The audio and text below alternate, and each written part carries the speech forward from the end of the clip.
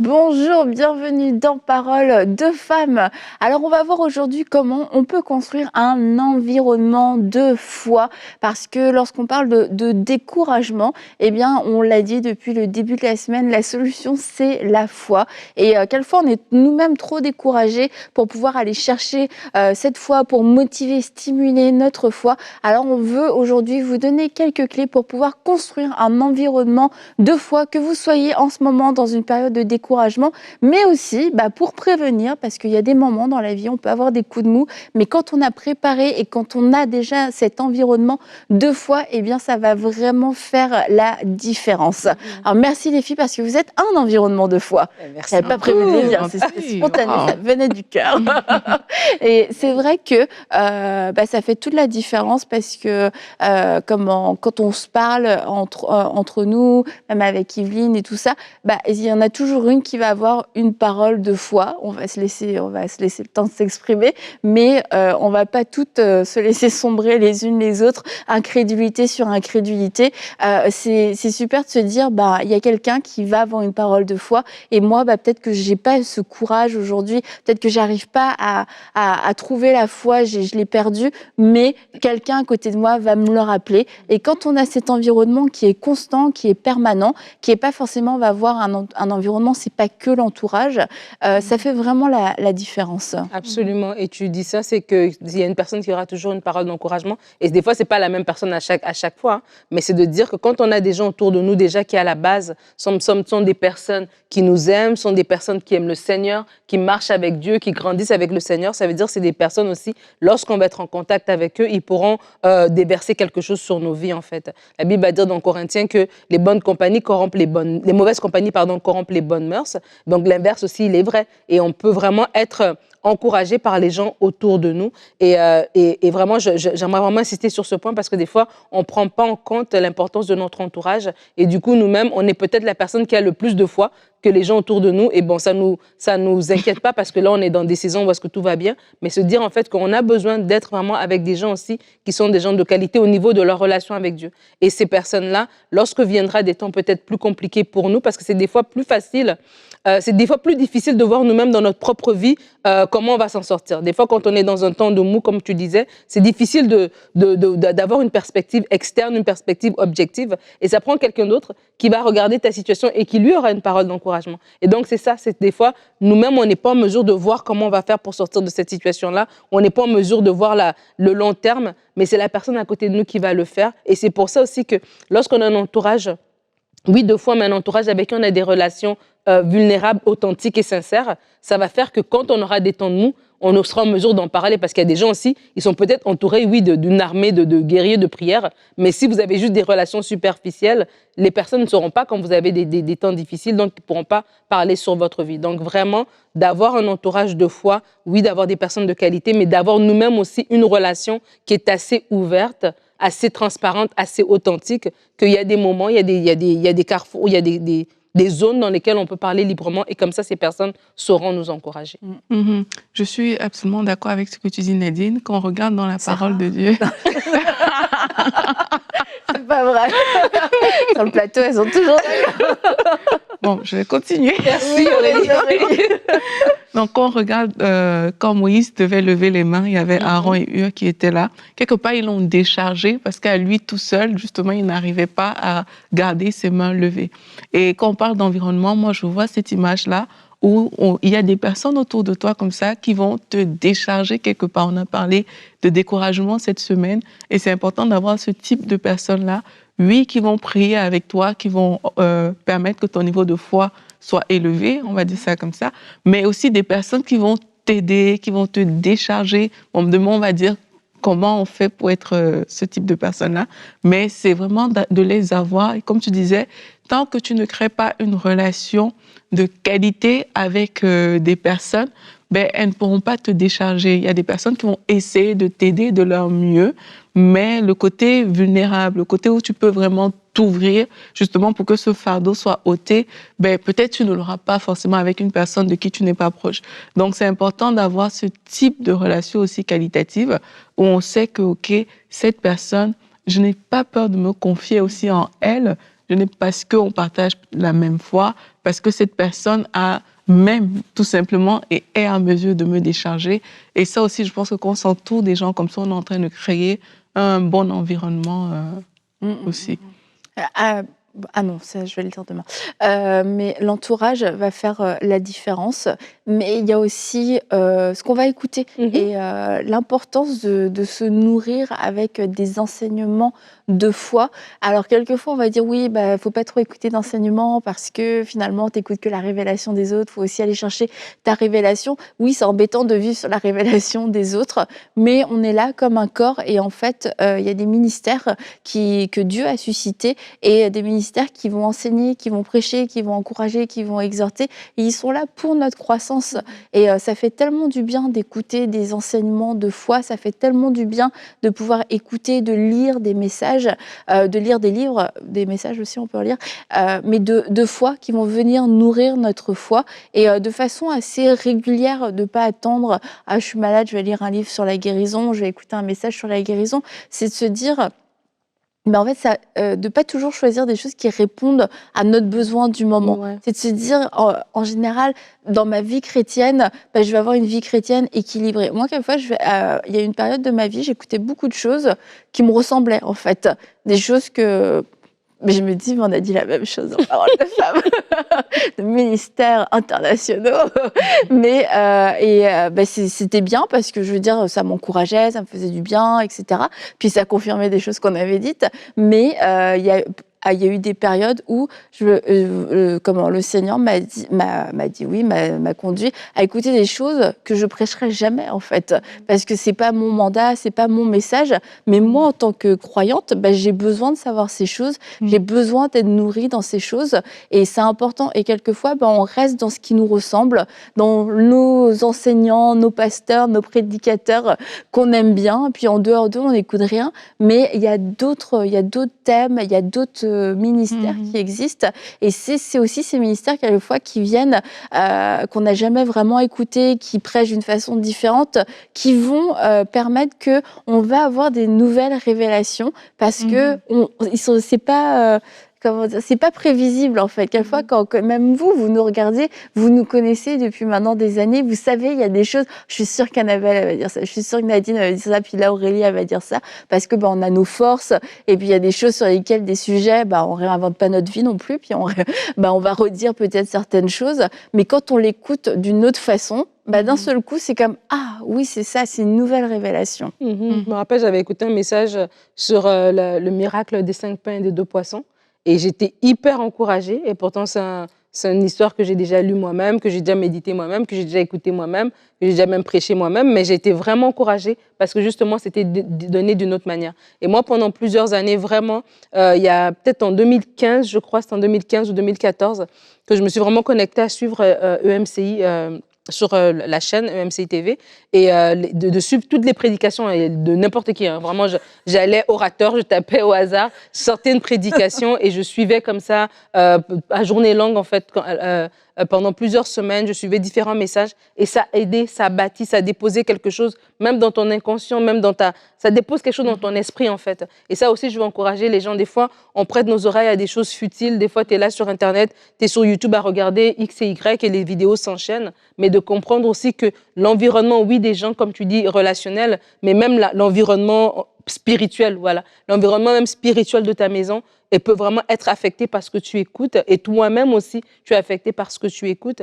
Et vraiment, pendant des années, tout le contenu sur EMCI TV m'a vraiment, personnellement, moi-même édifié. Et vraiment, ça aussi, c'est quelque chose aussi à prendre, à tenir en compte. On veut créer un environnement de foi. Peut-être il y a des gens, vous êtes peut-être dans une zone reculée, peut-être vous n'avez pas vraiment beaucoup d'amis, peut-être vous êtes une personne âgée, voilà, vous n'avez pas trop de relations. Mais l'environnement de foi aussi, il se crée aussi par ces moyens-là. Ne vous dites pas, bon, moi, j'ai pas mon Pierre, mon Jacques et mon Jean, donc ça veut dire que j'ai pas un environnement de foi. Mais aussi, en écoutant des messages, ça va aussi nourrir quelque chose à l'intérieur de vous. Et devant certaines situations, c'est comme, ah, ça va remonter en fait devant la situation, la parole que vous aviez entendue, qui vous a peut-être porté vous-même à aller lire les Écritures, vérifier un texte. Tout ça, ça s'enligne, ça s'enclenche. Et puis, devant une situation, vous avez une réaction de foi au lieu d'avoir une réaction de doute ou de peur.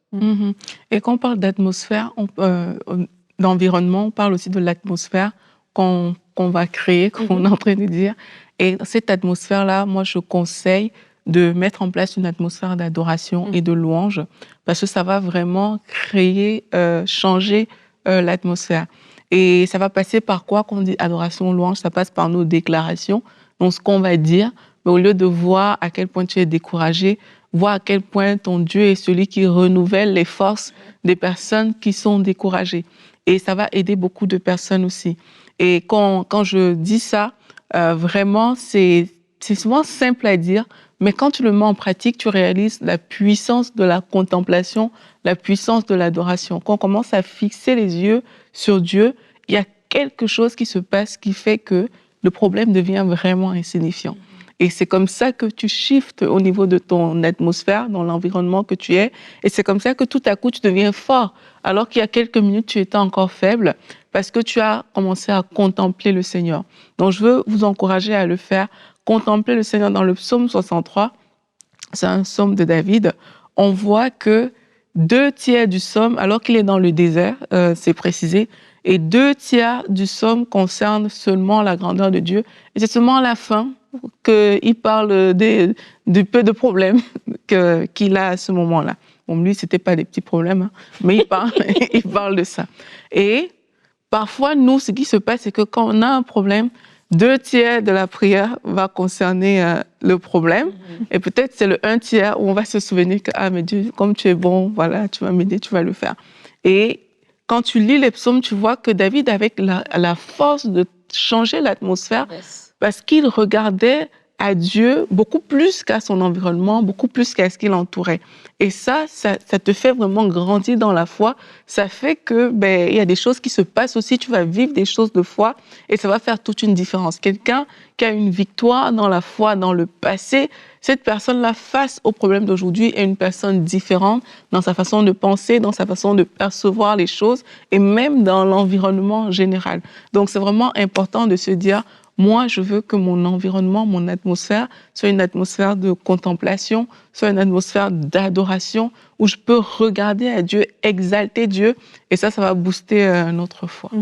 Et du coup, ça demande de faire un choix aussi dans ce qu'on va écouter.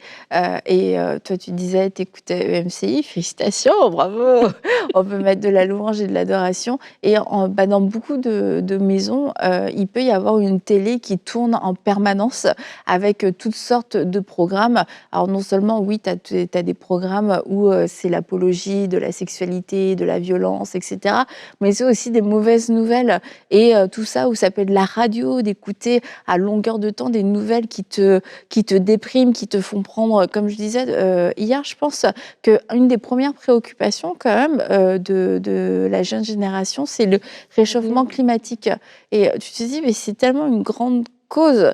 Et il y a des jeunes qui vraiment ont développé de l'anxiété à cause de l'avenir de la planète. Mais tu te nourris constamment de tout ça, tu vois tout ce qui ne va pas, tu vois comment toute la Terre se détériore.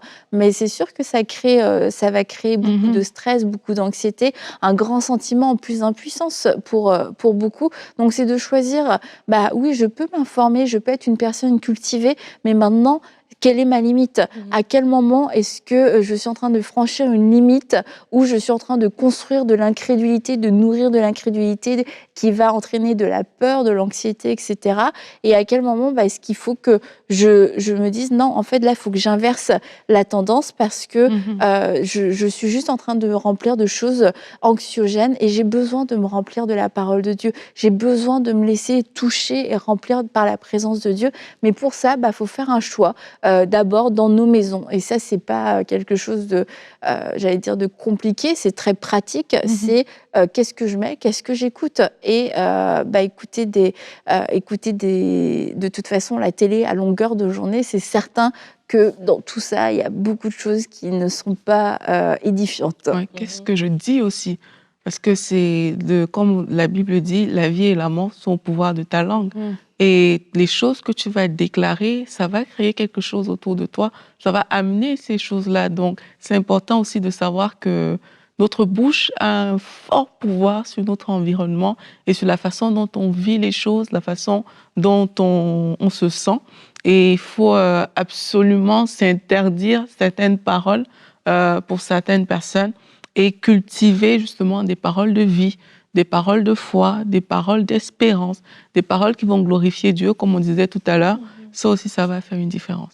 Et il y a la lutte dans chacun d'entre nous entre la chair et l'esprit. Ouais. Et la chair voudra peut-être, oui, voir ces vidéos, écouter n'importe quoi, regarder n'importe quoi, dire s'exprimer voilà, sur l'exaspération qu'on peut avoir sur certaines situations, parler à la légère, voilà, parler même avec colère. Mais c'est l'esprit qui doit dominer, en fait. Et ça, c'est la marche de chaque enfant de Dieu, de chaque chrétien, de fortifier son homme intérieur. Et moi, ce que je regarde l'apôtre Paul, il est un exemple de quelqu'un qui n'a pas su baisser les bras, qui n'a pas su laisser le découragement prendre le dessus sur lui, mais qui a vaincu le découragement et va parler de fortifier l'homme intérieur. Paul va pouvoir parler même devant des situations difficiles, déclarer non, Dieu m'a dit que je devais aller là, je vais aller là. Il pouvait déclarer des choses devant des situations difficiles. Pourquoi? Parce qu'il était fort à l'intérieur de lui-même. Et je crois qu'en tant qu'enfant de Dieu, on parle de construire l'environnement de foi, mais nous-mêmes aussi grandissons dans notre homme intérieur, fortifions notre esprit, fortifions notre homme intérieur pour que devant certaines situations, oui, peut-être la situation me montre telle chose. Et des fois, la situation, elle vient et les faits sont là. Je veux dire, les frères de Joseph sont revenus devant Jacob avec un habit qui était plein de sang. Et donc, la situation, elle est là pour nous dire, c'est fini. La situation est là pour nous dire que non, voilà, ton travail, ça s'arrête là, ou bien, je ne sais pas, cette situation difficile qui vient, qui peut te donner envie de te décourager, mais c'est là que il y a le switch, en fait. Ta chair veut dire quelque chose, ta chair veut s'exprimer, des fois de manière légitime, en te disant, oui, c'est vrai que ça ne marche pas, nanana, et ta chair veut le dire, mais il y a l'esprit qui prend le dessus. Et lorsque je suis en train de dire ça, je ne suis pas en train de dire de faire taire nos émotions, de faire un déni, ce n'est pas ça que je suis en train de dire. Oui, on va s'exprimer devant le Seigneur, on va pleurer devant le Seigneur, mais comme Jérémie l'a dit dans Lamentation, oui, quand je pense à l'absinthe au poison, voici ce que mon âme veut dire, mais qu'est-ce que je vais repasser dans mon cœur? C'est le après. C'est un peu comme tu avais dit au début de la semaine, que quand Goliath parle, ben, le peuple, il a écouté, mais David n'a pas écouté ça pendant toute la journée. Il a réagi tout de suite, en fait. Et c'est ça, l'environnement de foi, fortifier son homme intérieur, marcher par l'esprit et non la chair. C'est ça, c'est de dire, OK, oui, j'ai vu ça, mais je vais aller plus, je vais monter je vais monter la case au-dessus, je vais prendre de l'altitude par rapport à cette situation et je vais laisser mon esprit s'exprimer. Et vraiment se fortifier, c'est pas devant l'épreuve qu'on l'a fait, c'est au quotidien. C'est pour ça qu'on veut vraiment vous encourager. On a parlé dans cette semaine par rapport à la parole, par rapport à la lecture de la parole, par rapport à passer du temps avec Dieu. C'est dans ces moments-là, c'est dans vos temps de prière, comme Aurélie l'a dit, où c'est des temps de prière où vous regardez à la grandeur de Dieu, vous le contemplez. Ça veut dire vous vous arrêtez pour regarder à sa grandeur, à sa puissance, à son amour, à sa bonté, à qui il est. Et c'est comme ça qu'il vous remplit. Et vous allez voir qu'au fur et à mesure du temps, il y a peut-être des situations qui, il y a 5 ans, vous aurez découragé, vous aurez mis à terre. Et aujourd'hui, vous êtes capable de les traverser tout simplement. Pourquoi? Parce que vous avez pu grandir en fait à l'intérieur de vous par rapport à ces choses-là. Et vraiment, on a des luttes. La vie chrétienne n'est pas un long fleuve tranquille. La vie en général n'est pas un long fleuve tranquille. Mais ce qui est beau, nous avons la victoire. Ce qui est beau, nous avons celui qui est plus grand, qui est plus fort, qui est en nous. Nous avons l'Esprit de Dieu qui habite en nous. Donc, nous sommes en mesure de faire face à ces situations-là et de les remporter la victoire. Et pour aussi recevoir tout l'impact d'un entourage de foi, on a besoin nous-mêmes d'avoir une attitude d'humilité, de savoir écouter, de savoir entendre quand on entend un langage de foi. Mais quand on se croit debout aussi, ou quand on n'a pas envie de se laisser encourager parce que sa réussite, on voit dans son histoire une réussite, un succès que peut-être je n'ai pas. Or, on peut aussi entendre dans ce discours un parcours de foi. On peut voir on peut comprendre ce que la personne a fait. Et du coup, si je ne suis pas dans cette attitude d'humilité, je peux me sentir en compétition ou alors je peux me sentir insécure par rapport à ce que toi tu vas me raconter, ou alors je peux voir mais Dieu a été fidèle dans ta vie, je peux voir ce que tu as fait toi aussi pour saisir la promesse, comment tu t'es positionné, et du coup je vais pouvoir recevoir dans mon entourage de foi, parce que sinon je pense que quelquefois on a des occasions, des opportunités d'être boosté dans notre foi par des témoignages. On est tellement on est sur nos positions, ou alors on est craintif et on se dit qu'on passe à côté d'un moment où on pourrait être vraiment béni. Et je repense, il y a quelques semaines, on était avec Pasteur Maud et elle nous racontait un petit peu la construction de la cité royale. Et en fait, juste en quelques minutes, et après, on était avec toi, Aurélie, et on s'est dit, mais c'était trop motivant pour la foi, c'était hyper stimulant d'entendre son témoignage.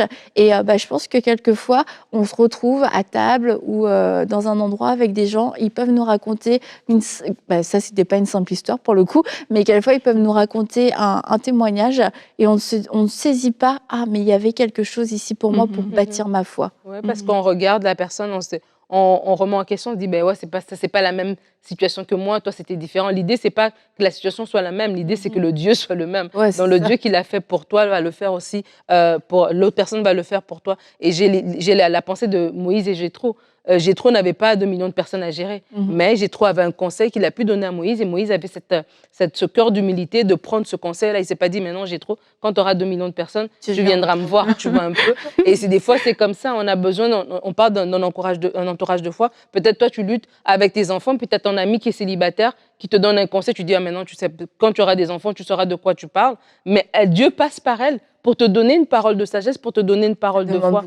Ça demande de l'humilité et Dieu aime le cœur qui est humble. Et de savoir que Dieu peut me parler. Naaman, ça a pris une petite fille pour lui parler. Et vraiment, ne minimisons pas non plus les gens et ne minimisons pas l'impact que le Seigneur peut faire. Il peut passer par qui il veut. Ayant un cœur humble, et parce qu'on a un cœur humble aussi, le Seigneur aussi va nous relever plus rapidement. Des fois, il y a des gens, tu as la solution pour eux, mais eux-mêmes, ils luttent en fait. Et ils prolongent leur temps de difficulté. Pourquoi? Parce qu'ils sont justement en train de lutter, parce qu'ils attendent que la solution vienne comme de la manière dont ils l'ont pensé. Nadine, quand tu vas grandir, tu pourras... Je ne vais même pas répondre. Je vais être la grande sœur sur ce plateau. Oui, ma petite sœur Aurélie, vas-y. Bon, on blague. Mais l'une des façons de créer aussi un environnement de foi, c'est en se rappelant des victoires passées. On voit comme ça que Dieu a demandé parfois de célébrer certains anniversaires. On voit aussi comment, dans l'Ancien Testament, par exemple, les patriarches érigeaient des autels qui passaient par là. Ils savaient que voilà, Dieu a fait quelque chose à cet endroit avec moi. Et je pense que c'est vraiment quelque chose de bon que de pouvoir se rappeler de ce que Dieu a fait dans le passé. Il y a de cela quelques années, j'avais une petite boîte où je gardais des choses qui ont été vraiment marquantes pour moi. J'ai gardé, pour ceux qui ont suivi un peu le témoignage que j'ai partagé, j'ai gardé mon titre de séjour qui m'avait été remis dans cette boîte-là. Et quand je regarde ça, mais je repense à ce que Dieu a fait. Je pense comment c'était difficile à ce moment-là, mais le Seigneur a eu le dernier mot. Et parfois, il suffit que tu mettes tes yeux sur quelque chose pour que ça te rappelle en fait que mais Dieu, il est fidèle, Dieu, il est vivant, Dieu, il est bon. Et il faut avoir ce genre de souvenir. Ça peut être dans le cœur, ça peut être enfin, moi, j'ai ma carte. Je peux vous la retrouver si vous voulez. On voudrait des preuves. J'ai ma petite carte, mais ça, en fait, c'est des choses qui racontent toute une histoire de foi, une histoire de grâce, une histoire où Dieu a été présent et il l'a fait. Donc, je nous encourage c'est aussi ça l'environnement. C'est vraiment d'avoir des choses où tu vas pouvoir mettre l'œil dessus et dire, mon Dieu, il est fidèle. Mon Dieu le fera encore et il a déjà fait hier, mais aujourd'hui, il le fera encore. Et on en parle aussi quelquefois, avoir un journal sur lequel on peut revenir. Et maintenant, il y a toutes sortes de journaux, carnet, où c'est même écrit ma prière, réponse à ma prière exaucée, etc. C'est déjà tout fait. Bon, après, il y en a des vierges si vous voulez le faire à votre sauce. Et ça permet de pouvoir revenir dessus et de voir ce que Dieu a fait, comment Dieu a répondu, parce qu'on en a parlé cette semaine. Il y a des victoires intermédiaires, comme Aurélie l'a si bien dit, qu'on peut facilement oublier. Et puis quand on va revenir dessus, on va se dire, ah mais Seigneur, tu étais là. Seigneur, en fait, c'est fou que j'ai rien fait. C'est faux que personne n'a jamais rien fait pour moi. C'est faux que j'ai jamais réussi ou blablabla. On va se rendre compte que ça peut être juste comme un instant où on est plus faible et où on voit toute notre vie, même notre passé, avec tout un filtre. Et au final, ces choses, que ce soit des objets, que ce soit nos propres écrits, que ce soit notre entourage, vont venir nous rappeler, non, Dieu est Dieu dans ta vie. Et Dieu s'est déjà levé hier, il va se lever encore aujourd'hui. Donc ça, c'est aussi, donc je parlais des journaux où on peut écrire nous-mêmes. Et tout à l'heure, j'en ai parlé rapidement, mais il y a les livres. Franchement, j'encourage à lire, je vous encourage à lire des livres de témoignages, des biographies, parce que c'est hyper inspirant de voir comment dans la vie d'un homme, d'une femme qui avait ses failles, qui avait ses faiblesses, de voir ce que Dieu a pu faire et de voir comment Dieu s'est glorifié. Ça donne soif en plus de vivre certaines choses, mais ça montre aussi comment Dieu a agi et à travers un homme, et un homme qui a peut-être vécu dans notre, en plus, contemporain. Donc, si tu te dis, bon, c'était pas juste Abraham, c'est quelqu'un que j'aurais pu connaître, même etc. si on l'aime bien. Ouais, comment? Même si on l'aime bien. Oui, même si on l'aime bien, beaucoup, beaucoup. Et ça va faire vraiment du bien. Alors quelquefois, on se dit, ouais, j'aime pas lire, mais je pense qu'on peut, en tant que personne mature, eh bien, prendre des décisions de croissance et nous dire, j'aime peut-être pas lire, mais il faut que ça change. Et de développer un goût pour la lecture. Et je connais énormément de gens qui disaient, je n'aime pas lire. Et il a suffi de lire un livre qui les a passionnés et de se dire, ah, mais en fait, c'est juste que j'avais jamais rien lu d'intéressant. Effectivement. Et aussi quelque chose quand même que j'aimerais dire, j'ai constaté que quelquefois qu'on vit des grandes victoires, c'est qu'on avait mis en place justement une atmosphère, un environnement de foi. Et dans cet environnement-là, il y a des choses qu'on a eu à faire, il y a eu cette victoire qui est arrivée. Et parfois, on rentre dans des saisons où justement, ça peut être des défis qui sont là et on ne refait plus les mêmes choses qu'on avait fait auparavant. Donc, je veux vous encourager, s'il y a des choses que vous avez fait, il y a un environnement dans lequel vous étiez, vous avez vécu de grandes percées, des grandes victoires avec Dieu, refaites les choses que vous avez fait auparavant. Ne laissez pas que votre cœur se refroidisse. Ne pensez pas que c'est parce que vous étiez peut-être jeune converti à l'époque que ça a fonctionné et qu'aujourd'hui ça ne fonctionnera pas. Non, retourne là où tu étais, dans ce cœur à cœur, peut-être avec Dieu, cette atmosphère de louange, d'adoration dont on a parlé. Refais les choses que tu faisais alors, retrait cette atmosphère-là et le rendez-vous. Dieu est au rendez-vous. Ce que tu avais eu dans le passé, mais tu l'auras encore aujourd'hui. Et je veux vous encourager. Alors, je fais une invitation spéciale aujourd'hui parce que demain, eh bien, on va continuer, mais dans le sens de nous encourager l'autre. Aide ton prochain à se relever. Et si vous avez suivi cette émission, je vous demande, s'il vous plaît, demain de poursuivre cette semaine avec nous. Alors, vous le savez déjà, si vous suivez Parole de Femme, que j'ai déjà fait des appels parce que les émissions, quand on dit prier pour l'autre, pour les besoins des autres, c'est des émissions qui sont quasiment pas vues. Mais on doit apprendre à être des personnes qui donnons et on doit apprendre à être encourageant, à pouvoir aider une personne à se relever, à savoir comment est-ce que je peux faire pour être cette personne de bénédiction dans la vie de quelqu'un. Alors peut-être que cette semaine, peut-être sûrement que cette semaine t'a béni, peut-être que toi-même tu étais découragé et le Saint-Esprit t'a fait du bien tout au long de cette semaine. Alors je te demande d'être là demain pour notre prochaine émission pour que à ton tour tu puisses aussi apprendre à être cette personne qui va relever son prochain, être cette personne qui aura une parole d'encouragement pour celui qui est à côté, parce que tu es la solution, tu fais partie de la solution. Et aimons-nous les uns les autres, et bien ça veut dire qu'un jour je vais être aimé et un jour je vais aimer aussi. Donc je vous dis particulièrement pour demain, à demain dans Parole de Femme.